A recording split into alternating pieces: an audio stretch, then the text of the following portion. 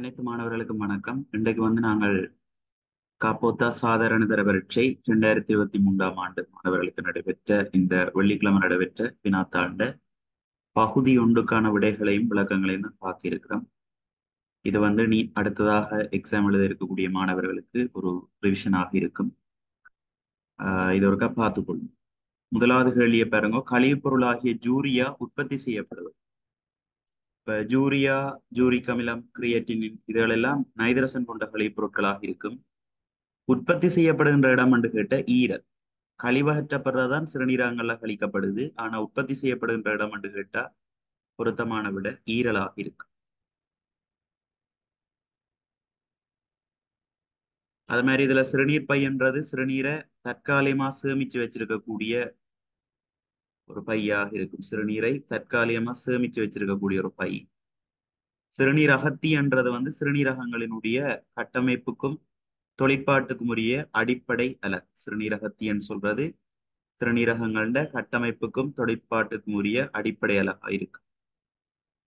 அது மாதிரி சிறுநீரகங்கள் என்றது ஒரு கழித்தலங்கம். இதாலதான் ஜூரியா, ஜூரிக் அமிலம், கிரியேட்டினைன் எல்லாம் கழிக்கப்படுது. உற்பத்தி செய்யப்படுவது என்று கேட்டா பொருத்தமான விட ஈர். இரண்டாவது வலுவின் அலகு கேட்டிருக்கு. வலு என்று சொன்னா வேலையின் பில்டம் என்று சொல்லலாம். வலு சமன் பவர் என்று சொல்லுவோம் ஆங்கிலத்துல. அலகு நேரத்துல செய்யப்பட்ட வேலை அல்லது அலகு நேரத்துல செலவழிக்கப்பட்ட சக்தி என்னும் சொல்லலாம். சக்தி அல்லது வேலையை அளக்கிற அலகு ஜூல். அது மாதிரி நேரத்தை அளக்கிற சர்வதேச அலகு செகண்ட். அப்ப செகண்ட் மேல வந்ததுன்னு சொன்னா ஜூல் செகண்ட் -1 வரும். வலுவளக்கிற சர்வதேச அலகுன்னு கேட்டா அது வேட்டுக்கு சமம். வலுவளக்கிற சர்வதேச அலகு அல்லது எஸ்ஐ அலகுன்னு சொன்னா அது வேட்டாக இருக்கும். இங்க நார்மல் அலகுன்னு கேட்டபடியா ஜூல் செகண்ட் -1 என்றதை நீங்க கொடுத்தீங்கன்னா சரி. ஜூல் கேபிட்டல் இருக்கணும், செகண்ட் -1, செகண்ட்ன்றது ஸ்மால்ல இருக்கணும். பொருத்தமான விட 4வது. வலுவளக்கிற சர்வதேச அலகுன்னு கேட்டா அதுக்கு நீங்கள் வேட் என்று கொடுக்கலாம். அடுத்த ஒரு ஐசோ புரோஃபில் ஆல்கஹால் மூலக்கூற்றின் சூத்திரம் தந்திருக்கிறோம். இம்மூலக்கூறில் உள்ள அணுக்களின் எண்ணிக்கை என்றா எண்ணி போட்டோம்டா சரி. இதுல பாருங்க கார்பன் 2 இருக்குது. அதோட இதுல ஒரு கார்பன் இருக்குது. அப்ப மொத்தம் 3 கார்பன் இருக்கு. ஐதரசனை பாத்தீங்கன்னு சொன்னா இதுக்குள்ள பாருங்க 3 6 ஐதரசன் இருக்குது. இங்க இதுல 7, இங்க 8. அப்ப மொத்தம் 8 ஐதரசன் இருக்கு. ஒட்சன் பாத்தீங்கன்னு சொன்னால் இதுல ஒரே ஒரு ஒட்சன் தான் இருக்குது. ஆகவே கூட்டினோம்னு சொன்னா 8, 9, 10, 11, 3, 12 மொத்த அணுக்கள் எண்ணிக்கை 12 வருது. அடுத்த தாவர இலைகளில் உற்பத்தி செய்யப்படும் உணவை தாவர உடல் எங்கனம் கொண்டு செல்லும் இழையம் ஜார். உணவை கொண்டு செல்றது உரிய ஊனாண்டு ஞாபகம் வச்சிருக்கேன். நீர்கனிப்புகளை கொண்டு போறது கால் இழியம். சரியா? கால் இழியம்ன்றது நீர்கனிப்புகளை கொண்டு போகும். உணவை கொண்டு போறது உரிய இழியம்.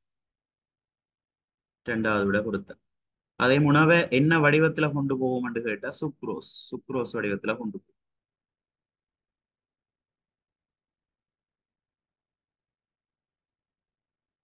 சரியா? அடுத்த இரு பொருட்களை ஒன்றோடொன்று தேய்க்கும் போது ஒரு பொருளுக்கு நேரேற்றம் கிடைக்கும் போது மற்ற பொருளுக்கு இடம் மாறுது. 2 காவலி பதார்த்தங்களை நாங்கள் ஒன்றோடொன்று உரோசினம் என்று சொன்னால் இலத்திரன்கள் மாத்திரம்தான் பரிமாற்றப்படும். எதிலிருந்து இலத்திரன்கள் இழக்கப்படுதோ அது நேரேற்றத்தை பெற்றுக்கொள்ளும். இலத்திரன்கள் எங்க போகுதோ அந்த பொருள் மறையேற்றத்தை பெற்றுக்கொள்ளும். ஏனென்ற ஆரம்பத்துல நேரேற்றங்கள எண்ணிக்கையும் மறையேற்றங்கள எண்ணிக்கையும் 2 பொருளையும் சமனாத்தான் இருந்திருக்கும். அப்ப ஏற்றமற்றது அல்லது நடுநிலையான பொருட்கள் என்று சொல்லுவான். உரோஞ்சேக்க அல்லது தேய்க்கேக்க இலத்திரன்கள் மாத்திரம் பரிமாற்றப்படும். அப்போ ஒன்றுக்கு நேரேற்றம் கிடைக்குதுன்றா அதன் அர்த்தம் அங்க இருந்து இலத்திரன்கள் வெளியேறுதுன்ற அர்த்தம். இப்ப இலத்திரன்கள் குறைஞ்சதுன்னு சொன்னா நீரேற்றம் பெறும் அந்த பொருள்.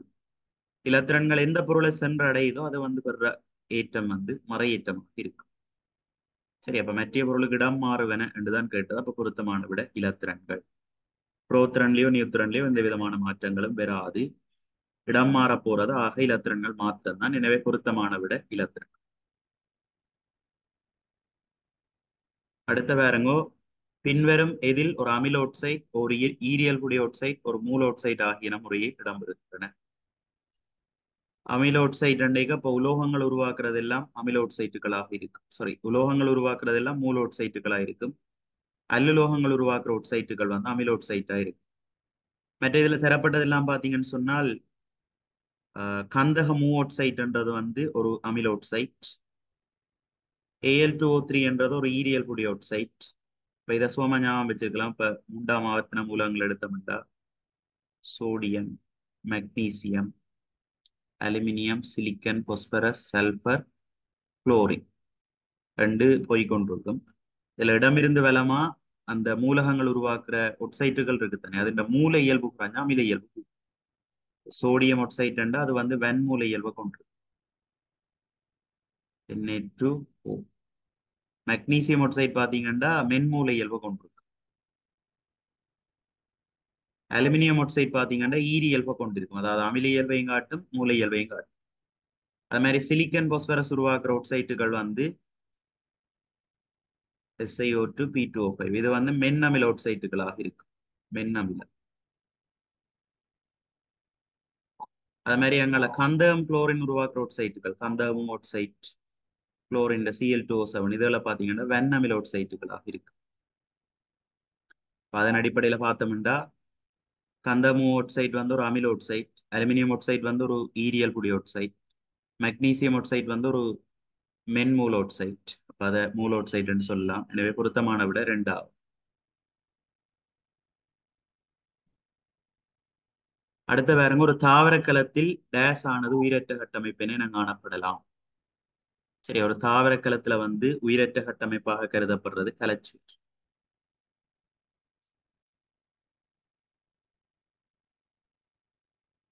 எட்டாவது, வரிப்படத்தில் காட்டப்பட்டுள்ள நிறமமைப்பை கொண்ட இலை காணப்படும் ஒரு தாவரத்தின் வேறோர் உருவவியல் அம்சம். இது பாத்தீங்கன்னு சொன்னா இந்த இலையில வந்து சமாந்தர நிறமமைப்புன்னு சொல்லுவோம். இது நடுநரம்பு. இந்த நடுநரம்புக்கு சமாந்தரமாக ஏனைய நரம்புகள் இருக்குது. ஆகவே இந்த நிறமமைப்பை சொல்றது சமாந்தர நிறமமைப்புன்னு சொல்லுவோம். சமாந்தர நிறமமைப்பு இந்த மாதிரியான தாவரங்கள்ல காணப்படும், உருவித்திலை தாவரங்கள்ல காணப்படும். இருவித்திலை தாவரங்கள்ல வலையுருவான நிறமமைப்பு காணப்படும். அதாவது பிரதான நடுநரம்பு இருக்கு தானே, அதுல இருந்து ஏனைய நரம்புகள் வந்து கிளர்ச்சி பரவி காணப்படும். அதுதான் வலையுரு நிறமமைப்புன்னு சொல்றாங்க. அது இருவித்திலை தாவரங்கள்ல இருக்கு. அப்ப இங்க கேள்வி ஒருவித்திலை தாவரத்தின் வேறொரு உருவவியல் அம்சம். ஆணிவேர் தொகுதி இருக்கிறது இருவித்திலைக்குத்தான் பொருத்தம், அது வேறாவது. கிளை கொண்ட தண்டு காணப்படுறதும் இருவித்திலைக்குத்தான், ஒரு வித்திலையில கிளைகள் காணப்படாது. அடுத்த பாருங்க, வித்தில ஒரு வித்திலை இருத்தல். இதுக்கு வந்து பொருத்தமானது ஒரு வித்திலை தாவரம். எனவே 3வது விட தான் பொருத்தம். அடுத்த நாட்பாத்துள்ள அல்லது ஐம்பாத்துள்ள பூக்களை கொண்டிருத்தல். இது வந்து இருவித்தல். ஒரு வித்திலையை பொறுத்த வரைக்கும் முப்பாத்துள்ள பூக்கள்லாம் இருக்கு. சரியா, முப்பாத்துள்ள பூக்கள்லாம் ஒரு வித்திலை தாவரங்கள்ல காணப்படும். எனவே பொருத்தமான விடை 3வது. 9வது பாருங்க, மின்காந்த அலைகள் பற்றிய பின்வரும் கூற்றுகளுள் பொய்யான கூற்று யார்? முதலாவது, அவை சக்தியை ஊடுகடத்துகின்றன. அது சரி. அவை வெற்றிடத்தில் 3 தடவை 18 மீட்டர்/செகண்ட் கதியுடன் செல்கின்றன. அது சரி. வெற்றிடம் அல்லது வழியில 3 தடவை 18 மீட்டர்/செகண்ட் கதியோட செல்லும். அடுத்த, சடப்பொருள் ஊடகத்தில் உள்ள மீடரன் வெற்றிடத்தில் உள்ள மீடரனின் பார்க்க குறைவானது. மீடரன் வந்து மாறாஸ்.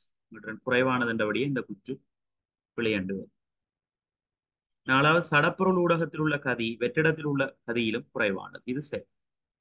வெற்றிடம் அல்லது வழியில வந்து மின்காந்த அலைகளினுடைய கதி உயர்வாக இருக்கும். ஏனைய ஊடகங்களுக்குள்ள வந்து மின்காந்த அலைகளினுடைய கதி வந்து குறை. சடப்பொருள் ஊடகத்தில் உள்ள கதி வெற்றிடத்தில் உள்ள கதியிலும் குறைவானது என்ற அந்த குற்றம் சரி. இல்ல பிழையானது உண்டாகும். 10வது கேள்வி, அயன் சேர்வைகள் பற்றிய பின்வரும் எக்கூற்று உண்மையானது? அவை திண்ம நிலையில் மின்னை கடத்துகின்றன. பிழை. திண்ம நிலையில மின்ன கடத்தாது. மின்ன கடத்தணும்னா அசையக்கூடிய அயன்கள் அங்க இருக்க வேணும். திண்ம நிலையில அசையக்கூடிய அயன்கள் இல்லை, ரெண்டபடியா மின்ன கடத்தாது. அவை எல்லாம் நீரில் நன்றாக கரைகின்றன. சரி, அவை எல்லாம் நீரில் நன்றாக கரைகின்றன. பொதுவாக நீரில கரையும் என்று பார்க்கணும். சரியா, பொதுவாக நீரில கரையும், எல்லாம் நல்லா கரையும் என்று சொல்லிடும். அடுத்த, கொதிநிலைகளும் உருகுநிலைகளும் உயர் பெருமானங்களை எடுக்கின்றன. அது சரி. அயன் சேர்வை என்ற உருகுநிலை கொதிநிலை வந்து உயர்வாக காணப்படும். 4வது, அவை உருகிய நிலையில் மின்னை கடத்துவதில்லை. பிழை. உருகிய அல்லது திரவ நிலையில மின்ன கடத்தும். உருகிய அல்லது திரவ நிலையில பாத்தீங்கன்னா அசையக்கூடிய அயன்கள் இருக்கும். சரியா, உருகிய அல்லது திரவ நிலையில அசையக்கூடிய அயன்கள் காணப்படும். அசையக்கூடிய அயன்கள் இருக்கிறபடியா அது வந்து மின்ன கடத்தும். இங்க மின்னை கடத்துவதில்லை என்றபடி அந்த கூற்றுப்பிழை. சரியானது மூன்றாவது. பொதுநிலைகளும் உருகுநிலைகளும் உயர் பெருமானங்களை எடுக்கின்றன என்ற கூற்றுத்தான் சரியா இருக்கும்.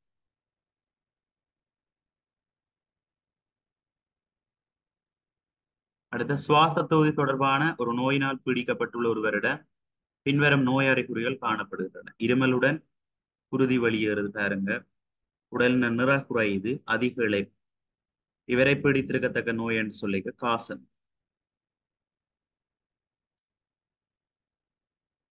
அடுத்த 12வது 13வது வினாக்கள் இதுல ஒரு தந்திருக்கணும் மின் ரசாயன கலம். அது இந்த அடிப்படையில கேள்வி கேட்டிருக்கு. வெளிச்சுற்றில் உள்ள அம்புக்குறியினால் காட்டப்படும் திசை செல்வது. இல்ல பாத்தீங்கன்னா இங்க செப்பு இருக்கு, இங்க நாகம் இருக்கு. இதுல தாக்குதிறன் கூடினது பாத்தீங்கன்னு சொன்னா செப்பை விட நாகத்துக்கு தான் தாக்குதிறன் கூட. இப்ப நாகம் என்ன செய்யணும்டா ஒட்சியேற்றம் அடை. சரியா, நாகம் இலத்திரன் இழந்து நாக அயனாக ஒட்சியேற்றம் அடை. அப்ப அங்க இருந்து இழக்கப்படுற இலத்திரன்கள் வந்து இந்த சுற்றினூடாக செப்பு மின்வாயை நோக்கி போகும். சரி, அப்ப கரைசல்ல ஐதான சல்பூரிக் அமிலம் மண்டபடியே கரைசல்ல இருக்கிற H+ அயன் ஐதான சல்பூரிக் அமிலம் மண்டேக்கு அங்க H+ SO4 2- இருக்க போது H+ போய் இலத்திரனை ஏற்று செப்பு கண்மையில ஹைதரசன் வாயு குமிழிகள் வந்து உருவாகும். சரி, அப்ப அம்புக்குறியால காட்டப்படுற திசையில செல்வது எதுன்னு கேட்டா இலத்திரன்கள் தான் போகும். மின்னோட்டம் எப்படி போகும் என்று கேட்டா நாகத்திலிருந்து செப்புக்கு இலத்திரன்கள் போகும். இலத்திரண்ட பாய்ச்சலுக்கு எதிராக நடக்கிறது மின்னோட்டம். ஆகவே செப்பிலிருந்து நாகத்தை நோக்கி மின்னோட்டம் பாயும். ஐ. சரி, அப்ப இங்க ஓடுறது வந்து இலத்திரன். அடுத்த பாருங்க, மேற்குறித்த கலத்தில் நடைபெறும் கதோட்டு தாக்கம் ஜார். அனோட்டு தாக்கம் தான் இதுல நாங்கள் பார்த்தது ஒட்சியேற்றம் அடைகிறது. கதோட்டு தாக்கம் என்ற கரைசல்ல இருக்கிற H+ அயன்கள் செப்பு மின்வாயை நோக்கி வந்து அங்க வார இலத்திரன்களை பெற்று H2 கேஸாக தாழ்த்தப்படும். அதான் கதோட்டு தாக்கம். சரி, அப்ப பொருத்தமான விட மூன்றாவது.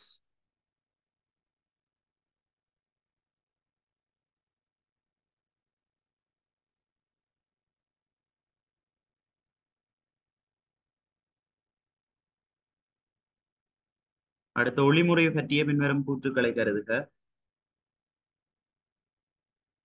ஒளி ஒரு அரும் ஊடகத்திலிருந்து அடர்ந்த ஊடகத்துக்கு செல்லும் போது மாத்திரம் முடிவடையும். ஒளி வந்து அடர்ந்த ஊடகத்திலிருந்து ஐதான அல்லது அரும் ஊடகத்துக்கு போய்களே முடியும். ஐதானதுல இருந்து அடர்ந்ததுக்கு போய்க்கே முடியும். சரி, ரெண்டு ஊடகங்களுக்கு இடையில பயணம் செய்ததுன்னு சொன்னா அது வந்து முறிவடை. எனவே இந்த கூற்று பிழை. அடுத்த முறிவுக்கு காரணம் இரு ஊடகங்களிலும் ஒளியின் கதிகள் வேறுபடுகின்றமை ஆகும். அது சரி, கதி வேறுபடுறதால தான் பயணத்திசை மாறுது. அப்ப பயணத்திசை மாறைக்குள்ள முறிவு நடக்கும். அடுத்த முறிவின் போது ஒளியின் மீடுறன் மாறுகிறது. ஒளியின் மீடுறன் வந்து மாறும். சரி, எனவே சரியானது பி மட்டும் சரி.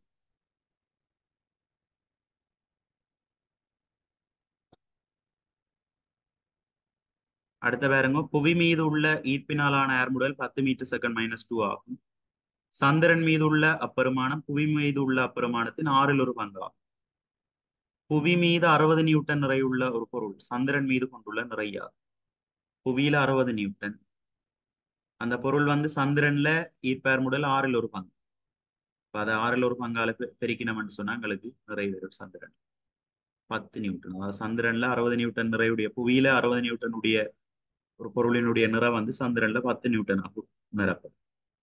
புவியில இருக்கிற மாதிரி 1/6.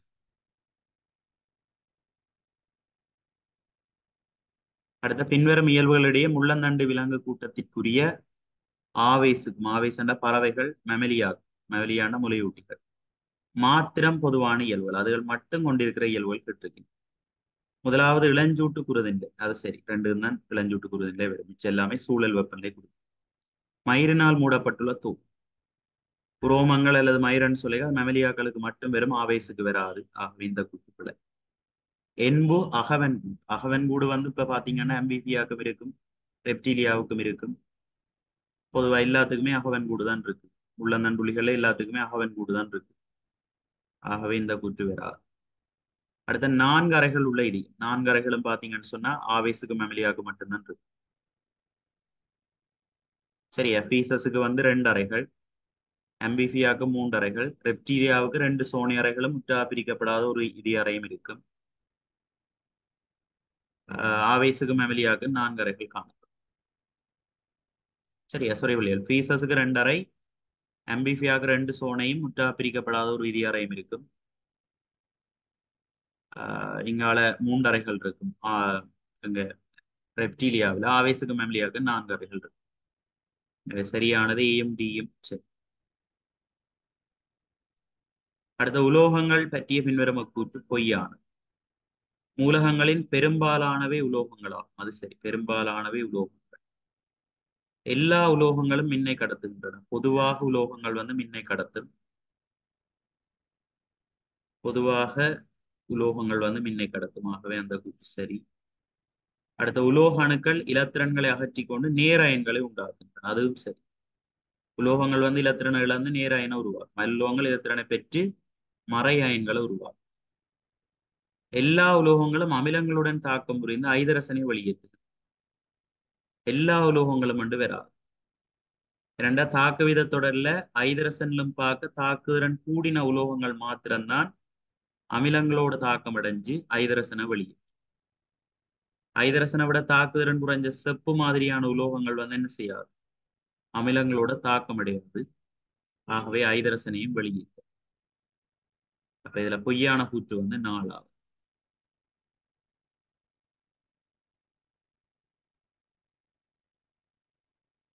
18வது, ஒரு குறித்த கரைசலுடன் மெதைட் செம்மஞ்சளின் சில துளிகள் சேர்க்கப்பட்ட போது அக்கரைசல் சிவப்பு நிறமாக மாறும்.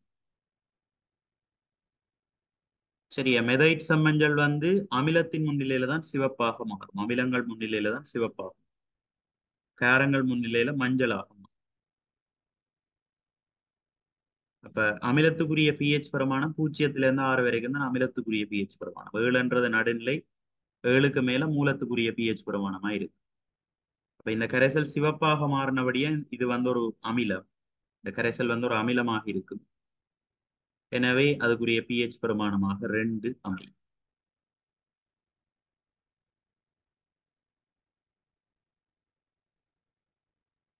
அடுத்த வேற ஒரு கப்பலில் இருந்து கடலின் அடிக்கு அனுப்பப்பட்ட ஒரு கலியொலி அலை தெறிப்படைந்து கப்பலுக்கு வருவதற்கு 4 செகண்ட்கள் எடுக்கிறது. கடல் அடியின் ஆழம் 2880 மீட்டர் எனின் கடல் நீரில் கலியொலி அலையின் கதியா. கடல் அடி கடல் அடியின் ஆழம் தந்திருக்கணும் 2880 மீட்டர். அதாவது கப்பல்ல இருந்து ஒரு கலியொலி துடிப்பு அனுப்பப்படுது தரைக்கு. அங்க பட்டு திரும்பி வாரதுக்கு தான் எவ்வளவு 4 செகண்ட்கள் எடுக்குதுன்னு தந்திருக்கு. இவ்வளவு நீளமும் தான் கடலின் ஆழம் தான் தந்திருக்கணும் 2880 மீட்டர்.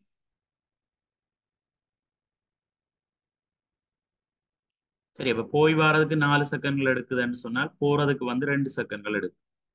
இது போய் வாரதுக்கு எடுக்கிற நேரம் தான் நீங்க 4 செகண்ட் தந்திருக்கணும். ஆகவே போறதுக்கு 2 செகண்ட் எடுக்கும். ஆகவே 2 செகண்ட்ல 2880 மீட்டர் போகுதுன்னு சொன்னால் எங்களுக்கு கடல் நீர்ல கலியொலியின் கதியை காணலாம். இதை சுருக்கினோம்டா 2 4 1440 மீட்டர் per செகண்ட்.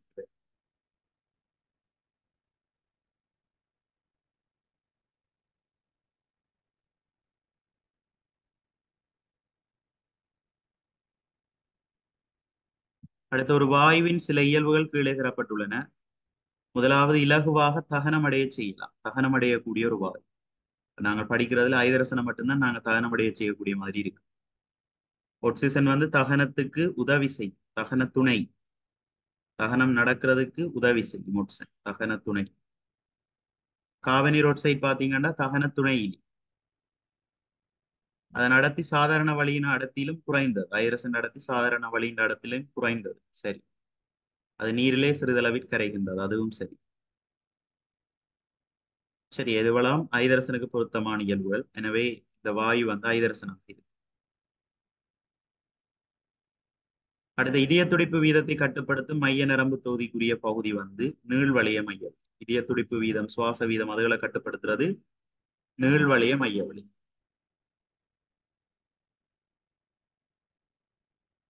அடுத்த, ஒரு கடத்தியின் தடை பற்றிய பின்வரும் கூற்றுக்களை கருதுக.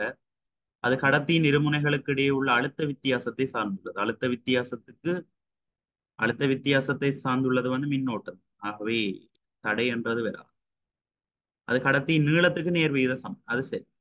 கடத்தி ஒன்று நீளம் அதிகரிக்க தடைப்பெருமானம் என்ன செய்யும்? அதிகரிக்கும். அது நீளம் குறைய தடைப்பெருமானம் குறை. இப்ப நேரடி விகித சமன் என்றால் அது சரி.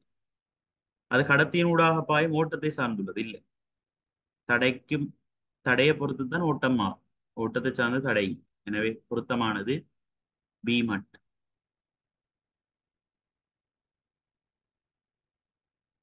அடுத்த கல்சியம் கார்பனேட்டின் 10 கிராமில் உள்ள கல்சியம் கார்பனேட்டின் மூல்களின் எண்ணிக்கை யார்? கல்சியம் கார்பனேட் மூலத்தினை பார்த்தீங்கன்னா 100. 100ல ஒரு மூல் இருக்குண்டா 10 கிராமில் எவ்வளவு? 100ல ஒரு மூல் இருக்கு. ஆகவே 10 கிராமில் எவ்வளவு? 0 0 வெட்டுப்பட்டா 10ல் உண்டு. அதாவது தசம் ஒரு மூல் உண்டு. இரண்டாவது விடை.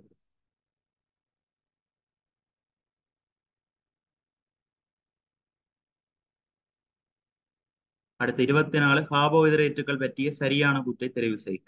எல்லா கார்போஹைட்ரேட்டுகளும் நீரில் கரைகின்றன. எல்லாம் நீர்ல கரையுதுன்னு சொல்லலாம்.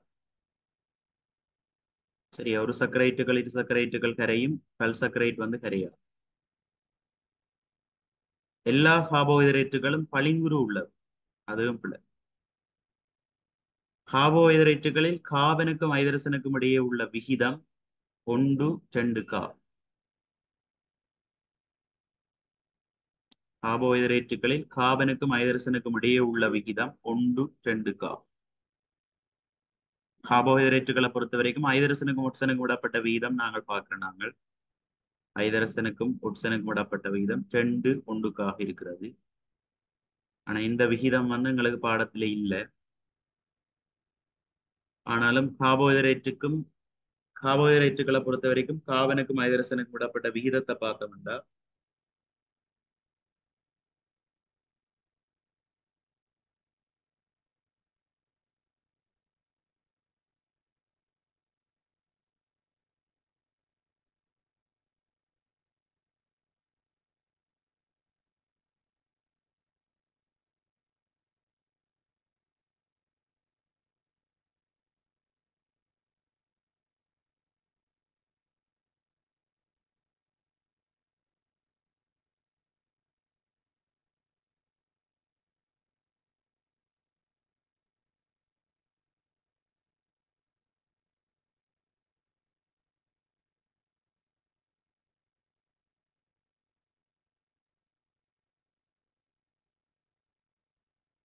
சரி, அது வந்து மாறுபடக்கூடிய ஒரு விகிதத்துல தான் இருக்கு. சரியா? பொதுவாக 1:2 கண்டு சொல்லுவோம். ஆனா ஒரு மாறுபடக்கூடிய விதத்துல தான் கார்பனுக்கும் ஹைட்ரசனுக்கும் விடப்பட்ட விகிதம் வந்து அமைகிறது வளம். சரி, அப்ப சரியான கூற்றுன்னா அதை நாங்க சொல்லலாம். அது அடுத்த குளுக்கோஸ் ஆனது கார்போஹைட்ரேட்டுகளின் கட்டமைப்பலகா.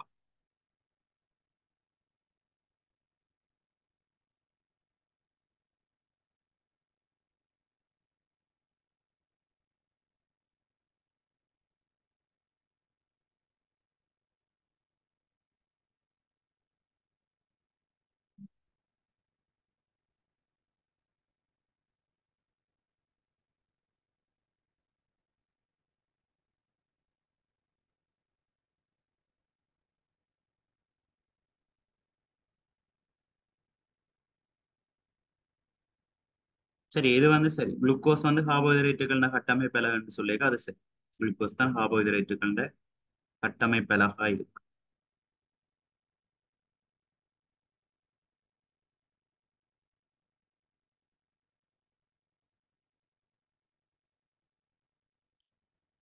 25 வலது பக்கத்தில் உள்ள உருவில் ஏபி என்னும் இரு உலோகங்களாலான ஒரு ஈரு உலோக கீற்று காட்டப்பட்டிருக்காம். இதில் ஏ என்ற உலோகம் வந்து கூடுதலாக விரியும். ஏ கூடுதலாக விரியும். குறைவாக விரிகிற உலோகம் வந்து பி என்று தந்திருக்கு. பி வந்து குறைவாக விரியும். ஈருலோக கீற்றின் வெப்பநிலை அதிகரிக்கப்படும் போது அதன் வடிவம் பின்வரும் எவ்விதத்தில் மாறும்? இதுல பாத்தீங்கன்னா ஏ தான் கூடுதலா விரிய போகுது, பி குறைவாக விரியும். எனவே அதனுடைய அமைப்பு பாத்தீங்கன்னு சொன்னா நான் இந்த மாதிரியா வரும். இப்ப ஏ வந்து குறைவாக விரிகிறதாயும் பி கூடுதலாக விரிகிறதாயும் இருந்ததுன்னு சொன்னா வெளிநோக்கி விரிவடை. சரியா, பி தானே கூடுதலா விரியும், ஏ குறைவா விரிந்ததுன்னு சொன்னா இது வெளிநோக்கி விரி. ஆனா இங்க ஏ தான் கூடுதலாக விரிய போது, பி குறைவாத்தான் விரிய போது, அப்ப இப்படி உள்நோக்கி விரியும். நாலாவது விட பொறுத்து.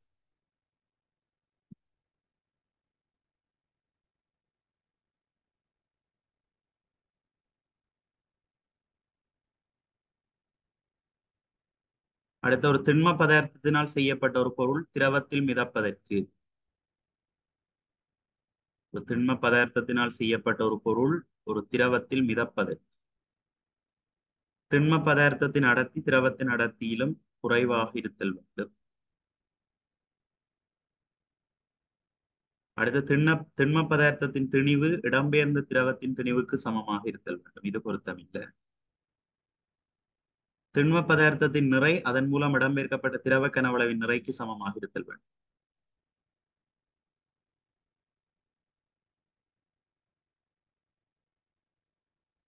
இப்ப அந்த திண்ம பதார்த்தத்துல தாக்குற மேலுதைப்பு வந்து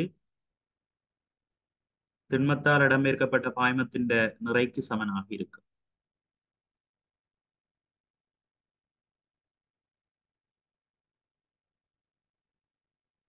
சரி, அப்ப அந்த மேலுதைப்பு நிறையும் சமனா இருக்கணும் என்று சொன்னால், சமனா இருந்துச்சுன்னு சொன்னால் திண்ம பதார்த்தம் வந்து முழுமையாக அமிழ்ந்து மிதக்கும். சரியா, முழுமையாக அல்லது பகுதியாக அமிழ்ந்து மிதக்கும். மிதக்கோணம் என்று சொன்னா திண்ம பதார்த்தத்தினுடைய நிறை அதன் மீது தாக்குற மேலுதைப்பிலும் பார்க்க குறைவாக இருக்கும். சரியா, திண்ம பதார்த்தத்தினுடைய நிறை அந்த பதார்த்தத்தில் தொழிற்படுகின்ற திரவத்தால் வழங்கப்படுற மேலுதைப்பிலும் பார்க்க சின்னனா இருந்தால் தான் இந்த திண்ம பதார்த்தம் வந்து திரவத்துல மிதக்கக்கூடிய மாதிரி இருக்கு. எனவே பொருத்தமான விட 4.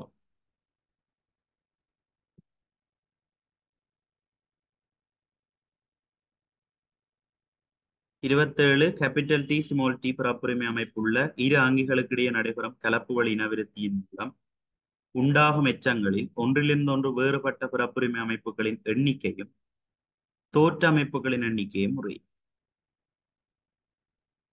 சரி, அதுக்கு ஒரு சிம்பிளா புனட் சதுரம் ஒன்று அமைச்சு போட்டு பார்க்கலாம், இல்லாட்டி மனதாலேயே பார்க்கலாம். அப்படி ஏகப்பட்ட கேள்விகள் செய்திருப்பீங்க.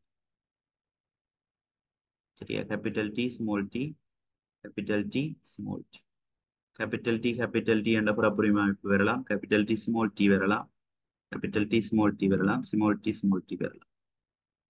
பாருங்க, ஒன்றிலிருந்து ஒன்று வேறுபட்ட பிறப்புரிமை அமைப்புகளின் எண்ணிக்கை வேண்டா. கேபிட்டல் டில ஒன்று வருது, கேபிட்டல் டி ஸ்மால் டில ரெண்டு வருது, ஸ்மால் டில ஒன்று வருது. அப்ப ஆக மொத்தம் பிறப்புரிமை அமைப்புகள் எண்ணிக்கை, ஒன்றிலிருந்து ஒன்று வேறுபட்ட பிறப்புரிமை அமைப்புகள் எண்ணிக்கை வந்து 3. 3 வித்தியாசமான பிறப்புரிமை அமைப்புகள் எங்களுக்கு கிடைச்சிருக்கு. அது மாதிரி தோற்ற அமைப்பு பாத்தீங்கன்னு சொன்னா கேபிட்டல் டி என்றது வந்து இப்ப டீயை நாங்கள் உயரம் என்று எடுத்தோம்னா இது உயரம். கேபிட்டல் டி ஸ்மால் டிலையும் ஆட்சியுடையது கேபிட்டல் டி, அப்ப இதுவும் உயரம், மற்றது மட்டும் குட்டை என்று வரும். ஒன்றிலிருந்து ஒன்று வேறுபட்ட தோற்ற அமைப்புகள் வந்து ரெண்டு கிடைக்குது, உயரமும் கிடைக்குது குட்டையும் கிடைக்குது. அப்ப அது 2 எனவே பொருத்தமான விட 2. ஒன்றிலிருந்து ஒன்று வேறுபட்ட பிறப்புரிமை அமைப்புகள் 3, தோற்ற அமைப்புகள் 2 உங்களுக்கு கிடைக்கும்.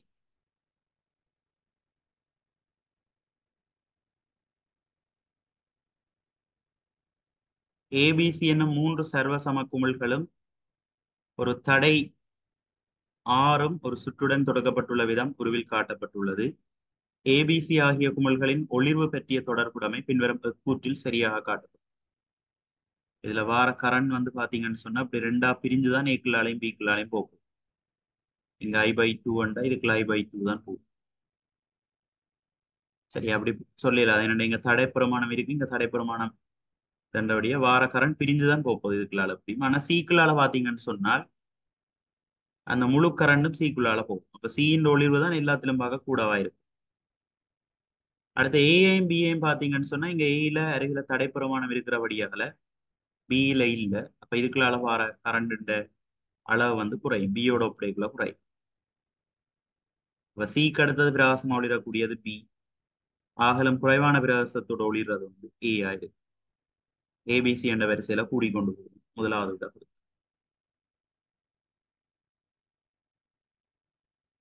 29 ஹெர்மடைட்டுக்கும் கார்பனோர் ஒட்சைட்டுக்கும் இடையே உள்ள தாக்கம் கீழே தரப்பட்டுள்ளது. ஹெர்மடைட்டுக்கும் கார்பனோர் ஒட்சைட்டுக்கும் இடையே உள்ள தாக்கம் சமப்படுத்தப்பட்ட தாக்கம் தந்திருக்கு. Fe2O3 ஒரு மூலை பயன்படுத்தி உற்பத்தி செய்யத்தக்க இரும்பின் திணிவியாகும். ஒரு மூல் Fe2O3 பயன்படுத்தி நாங்க 2 மூல் இரும்பை தயாரிக்கிறோம். ஆகவே 2 மூல் இரும்பின் திணிவை கண்டவண்டா சரி, ஒரு மூல் இரும்பின் திணிவு 56 கிராம். ஆகவே 2 மூல் இரும்பின் திணிவு 56 2ஆல பெருக்கி விட்டீங்கன்னா வேற 112 கிராம்.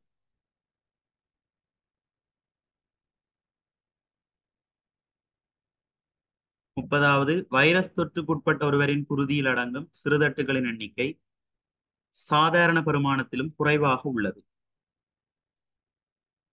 சிறுதட்டுகளின் எண்ணிக்கை குறைதாம. அதன் விளைவாக அவருடைய உடலில் சிறுதட்டுகளின் வேலை குருதியை உறைய பண்றது. அப்ப சிறுதட்டுகள் எண்ணிக்கை குறைகிறதால குருதி உறைதல் தகுந்தவாறு நடைபெற மாட்டார். 3வது விடை.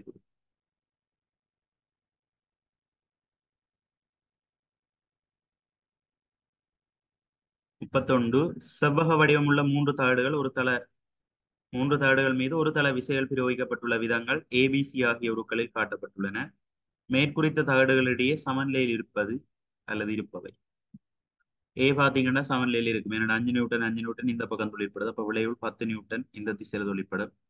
விளைவுள் விசைக்கு பெருமல்ல சமனாயும் திசையில எதிராகவும் இங்கால ஒரு 10 நியூட்டன் தொழிற்படுது. இப்ப வந்து சமநிலையில இருக்கு. பி பாத்தீங்கன்னு சொன்னா இந்த ரெண்டு விளைவுள் விசை தான் 10க்கு சமனா இருக்கும். கூட்டுத்தொகை சமன் என்று வராது. ஆகவே இது வந்து சமநிலையில இருக்காது. அது மாதிரி 3வது பாத்தீங்கன்னு சொன்னால் இது இயங்காதான் சுழன்று கொண்டிருக்கும். இதுவும் சமநிலையில் இருக்காது. எனவே சமநிலையில் இருக்கிறது வந்து ஏ மட்டும்.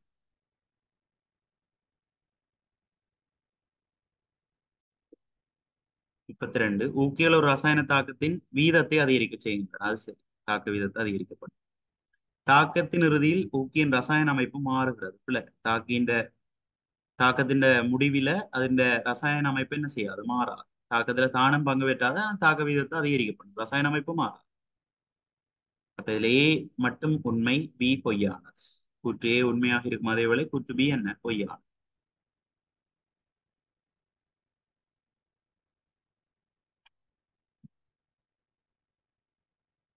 33 4 சர்வசம குழாய்களில் சமசரிவுள்ள காபனீரொட்சைட் கொண்ட நீரின் சமகனவளவுகள் சேர்க்கப்பட்டு குருக்களில் காட்டப்பட்டுள்ள ஒழுங்கமைப்புகள் தயார் செய்யப்பட்டிருக்க.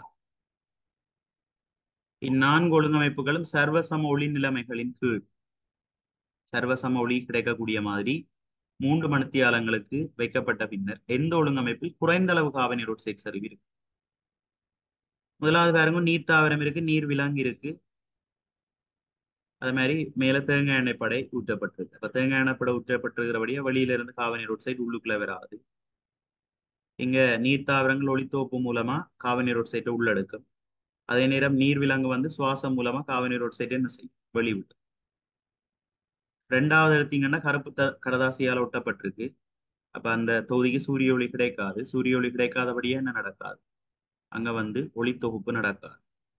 அப்ப ஏற்கனவே உள்ள காபனீரொட்சைட்டும் இருக்கும். 10வதுக்கு இங்க உள்ள நீர் விலங்கும் என்ன செய்யும், காபனீரொட்சைட்டை வெளிவிடும். அப்ப முதலாவதிலும் பார்க்க 2வதுல காபனீரொட்சைட்டின் அளவு உண்மைக்கும் கூடவாத்தான் இருக்கு. 3வது நீர் தாவரம் மாத்திரம் தான் இருக்குது. அப்ப உள்ளுக்குள்ள இருக்கிற காபனீரொட்சைட் வந்து பயன்படுத்தப்படும். வெளியில இருந்து காபனீரொட்சைட் வராது, தேங்காய் எண்ணெய் படலம் இருக்கிறபடியா வராது. ஆகவே இங்க வந்து காபனீரொட்சைட் சரிவு பார்த்ததுக்குள்ள குறைவாயிருக்கு. 3வது நீர் விலங்கு மட்டும்தான் இருக்குது. ஏற்கனவே காபனீரொட்சைட் இதுக்குள்ள இருக்கும். நீர் விலங்கு சுவாசிக்கிறது மூலமா காபனீரொட்சைட்டை வெளியிட்டும். அப்ப இங்க காபனீரொட்சைட்டின் அளவு கூடவா இருக்கு. இப்ப எங்க குறைவா இருக்குமெண்டா பொருத்தமான விட 3வது தான் குறைவா இருக்கு.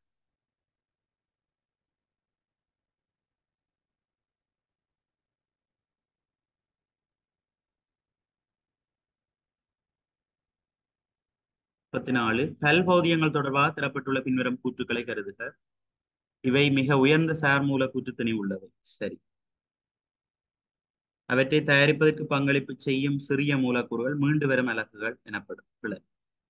மீண்டு வரும் அலகுகள்ன்றது பல்பௌதியத்துல அந்த திருப்ப வார அலகுகளை தான் மீண்டு வரும் அலகுகள் என்று சொல்றான். அந்த பிணைப்பு உருவாகிறதுக்காக திருப்ப வார அலகுகள். அவற்றை தயாரிப்பதற்கு பங்களிப்பு செய்யும் சிறிய மூலக்கூறுகளை தனியே நாங்க சொல்லிக்க ஒரு பௌதியம் என்றுதான் சொல்லுவோம். சரி, அதை மட்டும் சொல்லிக்க ஒரு பௌதியம் என்றுதான் சொல்லுவோம். ஆகவே இந்த கூற்று பிழை. இவை உற்பத்தியை அடிப்படையாக கொண்டு இயற்கை எனவும் செயற்கை எனவும் வகைப்படுத்தலாம். அது சரி. உண்மையான கூற்றுகள் கேட்டிருக்கு. ஏயும் சியும் சரி.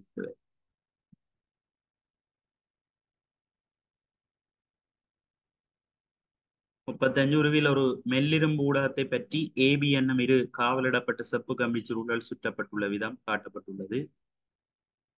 இந்த ஒழுங்கமைப்பு பற்றிய பின்வரும் கூற்றுண்மையானது. இது ஒரு நிலைமாற்றிகள் அடிப்படை. இல்ல நாங்கள் இங்க ஒரு சுவிட்சை ஒன் பண்ணினோம்னு சொன்னா இங்க ஒரு காந்தப்பாய மாற்றம் ஏற்படும். அந்த காந்தப்பாய மாற்றம் இந்த கடத்தி கம்பியால வெட்டப்படைக்குள்ள அங்க ஒரு மின்காந்த தூண்டல் ஒன்று நடக்கும். மின்காந்த தூண்டல் ஏற்படுத்தப்படும். அதால கல்வனோமானி திரும்பல காட்டும். ஆழி திறக்கப்படுற கணத்திலையும் அது மாதிரி மூடப்படுற கணத்திலையும் இந்த பி என்ற ஒழுங்கமைப்புல பாத்தீங்கன்னா மின்னோட்டம் பாயிறது அவதானித்தல். 4வது நிலைமாற்றிகளினுடைய அடிப்படை அமைப்பு தான் இது.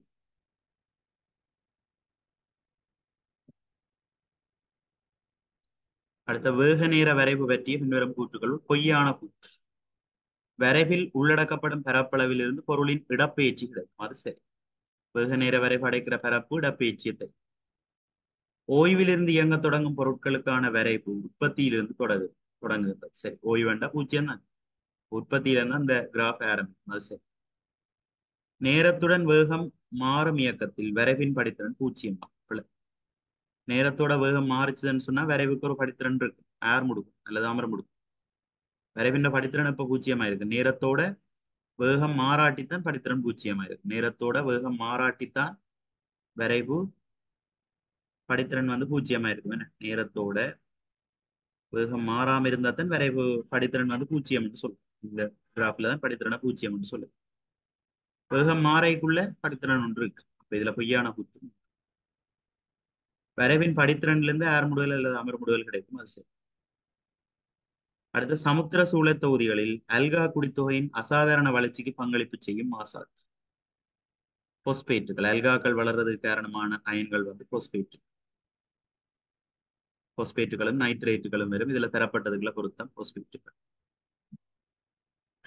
38 கடற்கரை பிரதேசங்களில் வதியும் சில வயது வாய்ந்தவர்களிடம் கலந்துரையாடிய போது அவர்கள் தற்போது ஒரு ஆண்டில் புயல்கள் நிகழும் தடவைகளின் எண்ணிக்கையிலும் அவற்றின் வலிமையிலும் அதிகரிப்பு காணப்படும். அதேவேளை கடற்கரை அரிப்பு அதிக அளவில் நடைபெறுவதாக கூறும். இந்நிலைமைக்கு எந்த சூழல் தோற்றப்பாடு உயர்ந்த அளவில் பங்களிப்பு செய்கிறது என்று கேட்டால் பூகோள வெப்பம். சரியா, பூகோள வெப்பம். அதுலதான் காலநிலை மாற்றங்கள் அது மாதிரி கடற்கரை அரிப்புகள் எல்லாம் ஏற்படும்.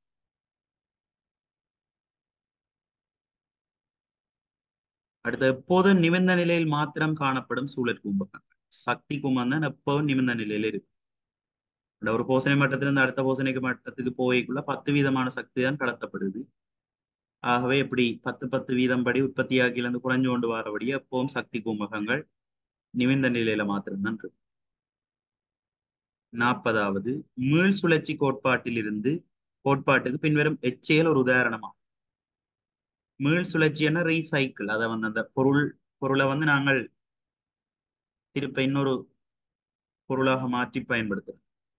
முதலாவது பாருங்க, பயன்பாட்டிலிருந்து நீங்களும் டெனிம் காற்றட்டையிலிருந்து கால் மிதிகளை தயாரிக்கிறது. ஒரு பொருள்ல இருந்து இன்னொரு பொருளை பெற்று நாங்கள் பயன்படுத்துறோம். இதுதான் மீள் சுழற்சிக்கு உதாரணமாக. அடுத்த தமையன் பயன்படுத்திய ஆடைகளை தம்பி அணைதல். இது மீள் பயன்பாடு. யூஸ் ஒன்று இருக்குதான். ரீயூஸுக்கு தான் இதுகள் வரும். மீள் பயன்பாடு. தினமும் வாங்கும் உணவுப் பொருட்களை கொண்டு வருவதற்கு ஒரே துணிப்பையை பயன்படுத்தல். இது மீள் பயன்பாடு. தையல் கலன்ற ஆடையை மீண்டும் தைத்தணிதல். இது மீள் பயன்பாடு. கடைசி 3 மீள் பயன்பாடு. மீள் சுழற்சி அண்டைக்குள்ள பொருத்தமானது முதலாவது.